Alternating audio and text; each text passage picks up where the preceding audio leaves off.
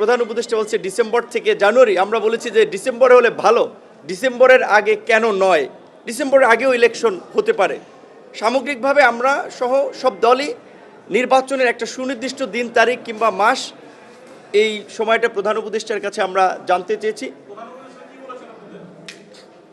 তিনি নির্বাচনের বিষয়ে ওইভাবে আসলে এই বক্তব্য তো মোটা দাগে সব রাজনৈতিক দলই বলেছে, এবং জাপানে যে নিকি এশিয়া ফোরামে যে একটা বক্তব্য এসেছিল শুধুমাত্র একটি দল নির্বাচনের ডিসেম্বরে চেয়েছে, এই বক্তব্যটি যে সঠিক নয় সেটা ওখানে বলেছে অনেক দলই। তো নির্বাচন পত্রপত্রিকা এসেছে 54টি দল, এবং আজকেরও আই থিঙ্ক তিনটি দল ব্যতীত বাকি দলই কিন্তু নির্বাচনের জন্য দ্রুত একটা রোডম্যাপ চেয়েছে, এবং নির্বাচনটা যে ডিসেম্বরের মধ্যে হওয়া প্রয়োজন সেই বিষয়ে বক্তব্য রেখেছেন। প্রধান উপদেষ্টা হয়তো এই সমস্ত স্পেসিফিক বিষয়ে এত ডিটেলে যান নাই। তিনি এই যে একটা ঐক্য তৈরি হয়েছিল সরকার গঠনের শুরুতে, ঐক্যমতের ভিত্তিতে সংস্কার করতে চান এবং নির্বাচনও দিতে চান, সেটি আমাদেরকে জানিয়েছেন।